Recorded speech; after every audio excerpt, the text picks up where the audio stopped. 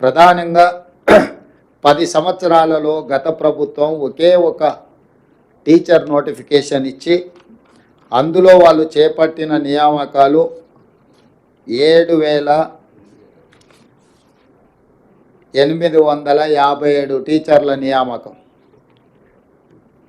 శ్రీ కల్వకుంట్ల చంద్రశేఖరరావు గారు మాజీ ముఖ్యమంత్రి గారు 10 సంవత్సరాలు ముఖ్యమంత్రిగా బాధ్యతలు చేపట్టి నిర్వహించి వారిచ్చిన DSC notification Telangana public service commission ద్వారా ఒకే ఒక్కసారి అందులో వారు నియమించింది 7,857 మంది టీచర్లను మాత్రమే.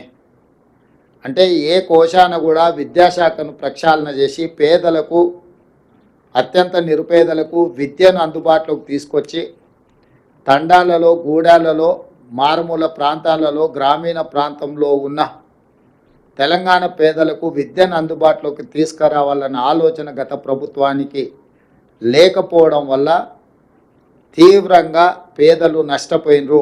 అందుకే మా ప్రభుత్వం అధికారంలోకి వచ్చిన ఎంబడే ఫిబ్రవరిలో నోటిఫికేషన్ ఇచ్చి గతంలో తక్కువ నోటిఫికేషన్ ఇస్తే కూడా వాటన్నిటిని పెంచి పెద్ద ఎత్తున ఉద్యోగ నియామకాలను చేపట్టాలి. ముఖ్యంగా విద్యాశాఖలో చేపట్టడం ద్వారా విద్య మీద రాష్ట్ర ప్రభుత్వం పెడుతున్న పెట్టుబడి ఖర్చు కాదు, ఇది ఒక పెట్టుబడి భవిష్యత్తు నిర్మాణానికి ప్రయోజనకారిగా మారుతుంది. తెలంగాణ రాష్ట్ర పునర్నిర్మాణంలో తెలంగాణ ప్రజల్ని భాగస్వాములు చేయాలన్న ఆలోచనతోటి ఈ నోటిఫికేషన్ ఇచ్చి అతి తక్కువ సమయంలో పరీక్షల నిర్వహణ నుంచి పరీక్షల ఫలితాలు ఇవ్వడానికి 55 రోజులు మాత్రమే తీసుకున్నాము.